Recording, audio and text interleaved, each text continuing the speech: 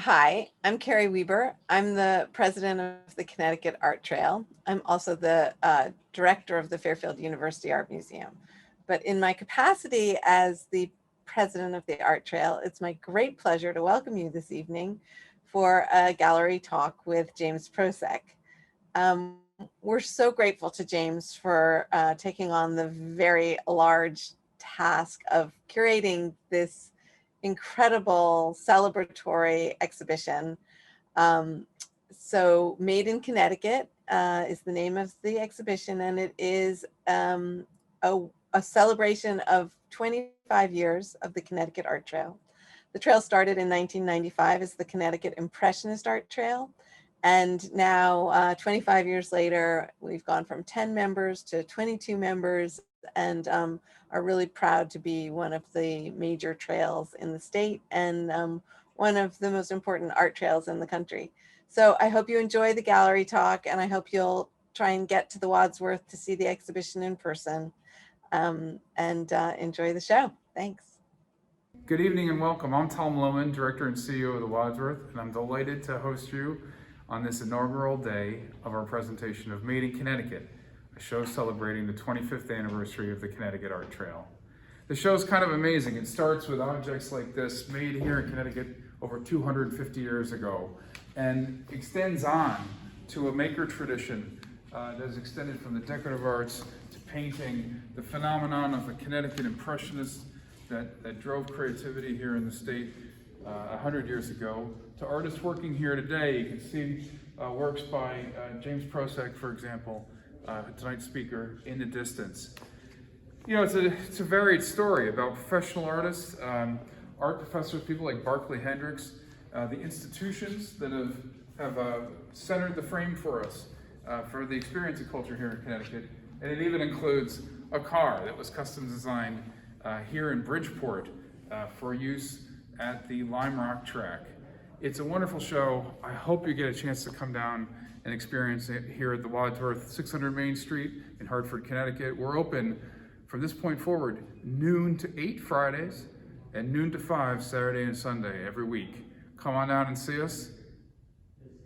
And thank you so much to all the people who have put their effort into making this show so special. Enjoy James tonight. My name is James Prosek. I am an artist living in Easton, Connecticut. I grew up in the town of Easton. I live a few houses down the road from the house where I grew up. I'm currently in my studio, which is in the second floor of a barn. So this exhibition came about to celebrate the 25th anniversary of something called the Connecticut Art Trail, which is a group of 22 Connecticut institutions that house some of our cultural heritage of our state and outside of our state. But on the 25th anniversary, the basic idea that came from Carrie Weber, the president of the Art Trail, and I think Tom Lohman, the director of the Wadsworth, was to do a show that celebrated not just the kind of aggregate holdings of these institutions, but objects specific to Connecticut. So the show is called Made in Connecticut.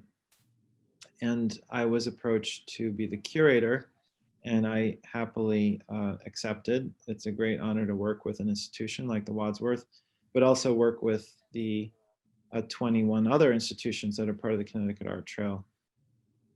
If we'd had more time, I would have explored more of each institution's vast holdings, but we had a kind of a tight timeline. As it happens, though, I've exhibited in maybe 7 or 8 of the institutions, and I'm fairly familiar with some of the collections of certain museums, like the Yale University Art Gallery. I just mounted an exhibition that involved spending 2.5 years or so in the collections of the museum, putting together an exhibition there. So I was very familiar with that museum's holdings. Other institutions like the Aldrich Contemporary Art Museum, they're not a collecting institution, so we had to be kind of creative in terms of what we could show. So we showed, in that case, a piece that was kind of a residual drawing of an installation that had been made at the Aldrich. But what became clear early on in the assembling of this show was that it was going to be a very eclectic show because Connecticut has a very rich history of art making, but also very rich manufacturing history. So we have everything from typewriters and guns to a rubber desk made by Charles Goodyear, who created vulcanized rubber. It's a green rubber desk. We have buttons brass buttons from Waterbury. Waterbury was known for being a brass manufacturing town. We have artworks by many artists. I mean, it was kind of remarkable. I knew a lot of artists had lived and worked in Connecticut, but the list kind of kept growing as I thought more about it, partly because of its proximity to New York City and also the several art educational institutions in the state, Hartford Art School, the Yale University Master's Program in Fine Arts, and many others. There have been some great artist educators in the state, like Joseph Albers at Yale or Barclay Hendricks at Connecticut College. We have people in the state right now who are opening new art education centers, like the artist Titus Kaffar in New Haven, who just founded Next Haven to promote the arts in New Haven and in that region. And I think its natural beauty, in addition to its proximity to New York City, so a lot of artists would come summer in Connecticut, and the art trail was actually founded in part to celebrate the American Impressionist movement, and artists like Childe Hassam and Twachtman and Weir spent time in Greenwich and Lyme, Connecticut, painting stone walls and trees and rocks and Long Island Sound. Connecticut has a very dynamic landscape too, and we have seasons obviously that are fairly dramatic. So some of our scenes are winter scenes, some are autumn scenes, some are summer scenes. So we ended up deciding to break the exhibition up into several categories. There's celebrating the landscape of Connecticut and the natural beauty. So in that section, we have some of these American Impressionists, but we also have like Roger Tory Peterson, who created the first field guide, really the first nature field guide, his Field Guide to the Birds, which came out in 1934. And he spent most of his life in Lyme, Connecticut. So a little drawing he did of falcons for one of his field guides. And really that book was very important to me as a kid, so I'm talking more about it, but it really kind of began the ecotourism movement and the whole citizen science thing, making amateur observers into critical observers of nature. In that section about the landscape, we also have a work by Neil Jenny, who grew up in Torrington, Connecticut, and still has property in Torrington. And he has a beautiful painting in the show called Morning, which just shows a piece of sky with a little brightness coming up in from one corner.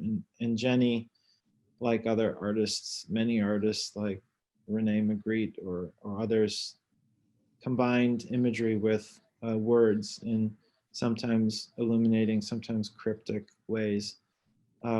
We have Helen Frankenthaler in the show, who lived and worked in Stamford, Connecticut for many years, and also was very supportive of the arts in Connecticut. She started an art residency at the Center for Contemporary Printmaking in Norwalk, which is one of the Connecticut Art Trail institutions. So in the landscape section, we have some of those works, but we have another section about manufacturing where we have the typewriter and the Colt rifle and the vulcanized desk and the buttons and other sort of oddities and essentials that were made in Connecticut. Connecticut, after after the Revolutionary War, Connecticut had sort of a manufacturing boom, and it was one of the most innovative places in the country in terms of creating new things. That there were more patents filed from Connecticut per capita than any other state in the United States from the beginning of the U.S. Patent Office. So that gives you some idea of what we might call in a cliched way the Yankee ingenuity that came out of Connecticut. And then we realized, of course, that Connecticut is an indigenous word. It describes the Connecticut River is the word Connecticut describes sort of the tidal nature of the river in indigenous language. And part of the problem with representing the 10 or more thousand years of indigenous history in Connecticut before the colonists came is that the institutions in the Connecticut Art Trail were not necessarily rich in materials that represented contemporary indigenous life in Connecticut. So we approached the cultural director for the Mohican tribe, Melissa Tantaquidian Zobel, to come up with some objects that she felt would be representative of the tribe.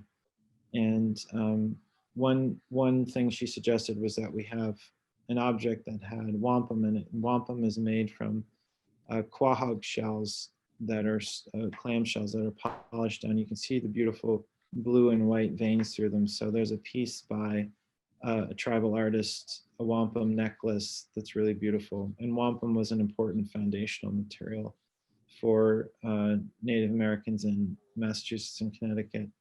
There's also 2 paintings by a young Mohican artist named Kristen Emelita, who made these paintings that represent different seasonal rituals of the Mohicans.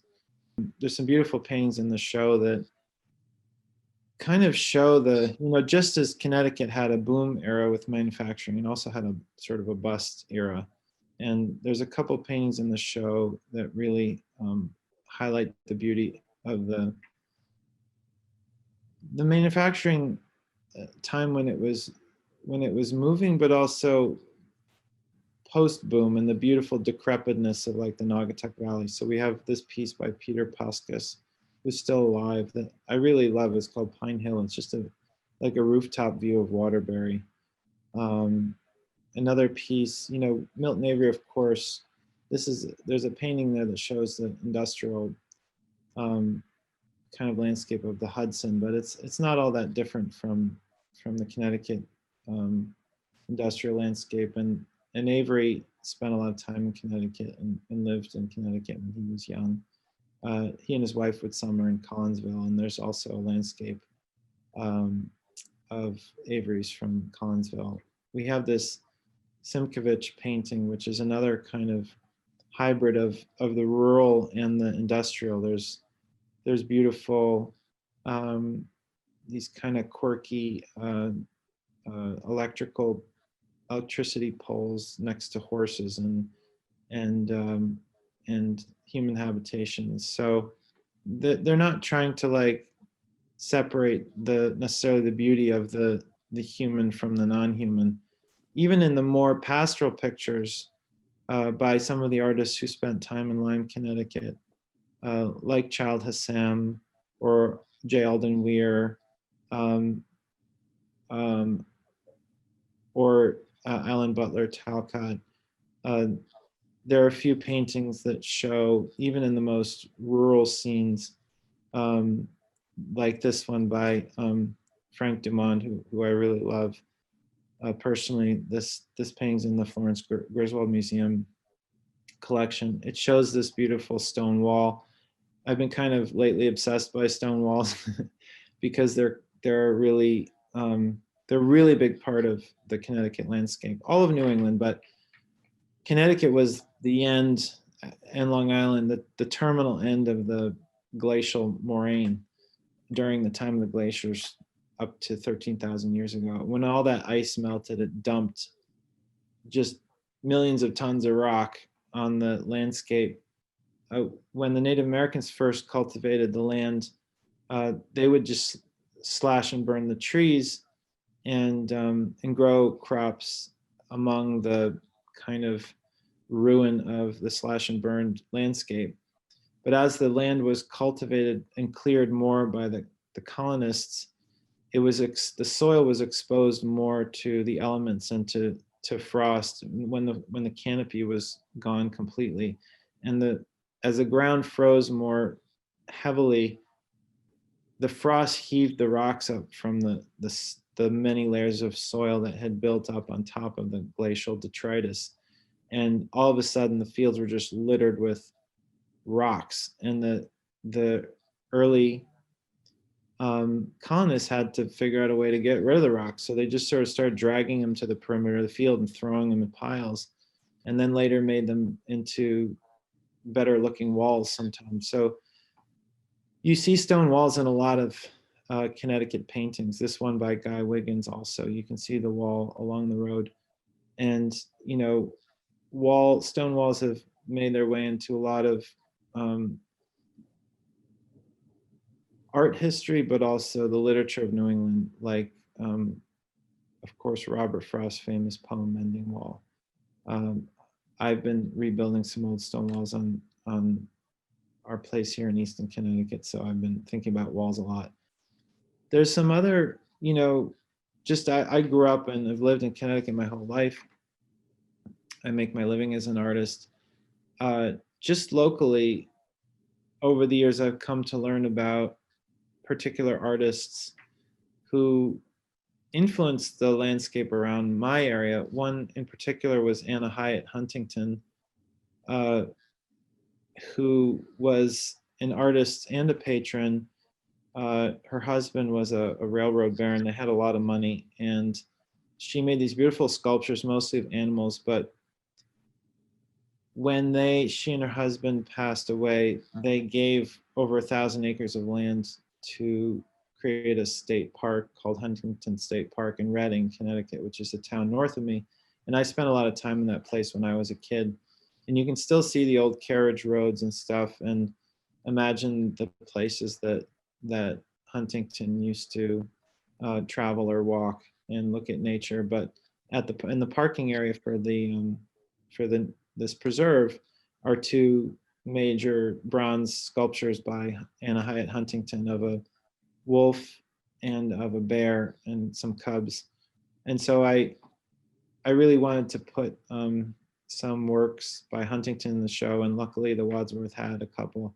The Yale Art Gallery had at least one, but it was really large enough that it was hard to move. But so Huntington was an artist, but also a patron of the arts. And she and her husband, I think, founded the Hispanic Society in New York City and commissioned Sorolla, the famous painter, kind of the John Singer Sargent of Spain, to come paint these magnificent murals there. And I remember going there on a field trip when I was a kid and seeing these things. One section depicts this matanza, this big tuna slaughter in Sicily, in the Mediterranean. And, you know, this was all made possible by this woman and her husband that lived in Reading, Connecticut, just nearby me. Another fun sort of story for me was the inclusion of Louise Bourgeois' work in the show. Maybe 15 years ago or something, my best friend growing up said, "Hey, there's this huge spider sculpture in my neighbor's yard." And maybe 10 years ago, and I was like, that can't be Louise Bourgeois. You know, she's known for these colossal spider bronze or iron spiders. And as it turns out, her children, but in particular her son, Alain Bourgeois, lives in the house and put up this spider sculpture as a tribute to his mother in my hometown of Easton. And she spent summers there from 1940 until the day she died. And he said that I actually interviewed him for the show. He said she really loved spending time in Easton. he even pointed out a couple works that she made in Easton. There's one in the collection of the Museum of Modern Art that depicts mountain laurel, which is the state flower. And that etching, when I was doing research for the show, actually is what inspired me to make a work for this Made in Connecticut show, which depicts a robin, the state bird, on a branch of mountain laurel, the state flower, surrounded by silhouettes of all native Connecticut animals. So, you know, I love Bourgeois' work, and the work that is in the show is from an etching series she did that's in the collection of the Yale Art Gallery, called The Art of Improving Nature, or Topiary.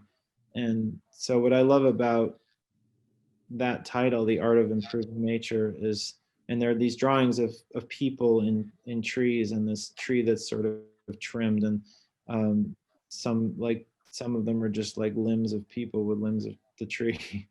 But a lot of my work is about personally how humans try to name and order and control nature through language, through cultivation, through many different means. But that title, The Art of Improving Nature, suggests that nature isn't good enough on its own, that we have to manipulate it in order to sort of improve it enough to make it beautiful or make it our own. We do this in many ways, like through formal gardens and topiary, like the word in her etching series, but, you know, bonsai, binding a plant with, you know, metal wire and forcing it to grow in different ways that we find beautiful. And that's not a criticism, but just an observation. But it can become a criticism if we talk too much longer about all this. But in any case, so that there was sort of a, I think, a focused but rambling method to the show being put together. And I really enjoyed being a part of it. And, you know, there are many great institutions that I hope I'll have a chance to spend more time in throughout the state. Yeah, so other than Anna Hyatt Huntington, who was this great artist, but also patron in Reading, Connecticut, there was another great woman artist, patron, and supporter of the arts in Reading, Connecticut, oddly enough, named Katherine Dreyer, who founded, along with Marcel Duchamp, a group called the Société Anonyme. And it was kind of one of the first modern art groups in North America. It was based in her home called The Haven in West Reading, and in Paris, where Duchamp was a lot of the time. And Dreyer and Duchamp together kind of collected, through purchases and donations, works by many famous artists who were working at that time, including Constantine Brancusi. And one of these photographs of her home in West Reading, you can see this Brancusi sculpture called Yellow Bird at the foot of her staircase, which just blows my mind because that sculpture is just insane. And she and Duchamp gave 1,000 works or more that were part of the Société Anonyme collection to the Yale University Art Gallery. And you can see this sculpture right now in the gallery. You can actually see it. I was there the other day, through the doors in one of the parts where the museum is dark, because only part of the museum's open because of COVID. But I just love that sculpture so much. And when I first saw this picture of Dreyer's home in Reading, the town north of Easton, and where I went to high school, we share a high school, Joe Barlow High School. I was like, are you kidding that sculpture was in, you know, so close to where I grew up, and all this amazing stuff was happening. All these relationships, like between Katherine Dreyer and Duchamp, and that Duchamp visited and stayed with her in Reading, just kind of blew my mind and personalizes some of these works that I've admired for so long. There were other amazing artist relationships in Connecticut. That was part of the reason why Alain Bourgeois, Louis Bourgeois' son, told me that his mother and his father, who was Louis Bourgeois' husband was an art history professor, wanted to move to Easton because there were so many artists and writers living in this area. But you know, Alexander Calder was friends with Kay Sage and Yves Tanguay, these surrealist artists that are in the show. They were also friends with Arshil Gorky, who lived in Sherman, Connecticut, and unfortunately hung himself in the neighbor's barn there. He had such a tragic life, but there's a beautiful still life of Gorky's in the show. So it's kind of even a revelation for me, who spent most of my life in Connecticut, even went to school in Connecticut college, that all these things, this little beautiful ecosystem of manufacturing and art making has been happening here for many decades and even thousands of years. You know, Westport, Connecticut was a hotbed of for illustrators. For some reason, this particular piece in the collection of the Westport Museum by Leonard Fisher depicts Kakini Island, which is an island off the coast of Westport. And these drawings by these drawings by Garrett Price for New Yorker covers depict Connecticut coastal scenes in Mystic and somewhere else on the coast, I think the Thames River. So yeah, they're really beautiful. So I wanted to include not just, you know, John Trumbull and Thomas Cole and some of the real beautiful traditional painters, but also some of these more expressive and, you know, illustrative artists. These distinctions we make between fine art and illustration and manufacturing kind of hopefully will melt a little bit in this show, because we have them all together in the same place. Even a beautiful car that was designed and built by this guy Fitch, and the car is called the Fitch Phoenix. It's a unique car that was built by the guy who founded the Lime Rock racetrack in Connecticut. So it just shows some of the beautiful productions of the human mind and hand. This is one of the more, one of my favorite pieces in the show, which was kind of unexpected, this beautiful little watercolor of a plum by Barclay Hendricks. Barclay Hendricks is mostly known for his beautiful, colorful portraits, sometimes full-length portraits, but he also did these beautiful landscapes in Jamaica, on visits to Jamaica, but he spent a lot of time in Connecticut because he taught art at Connecticut College for decades.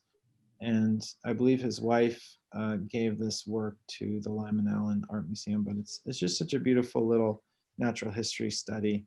And, you know, maybe it could also be seen as kind of erotic, but it's it was a surprising thing that came out of putting the show together, and I just love it.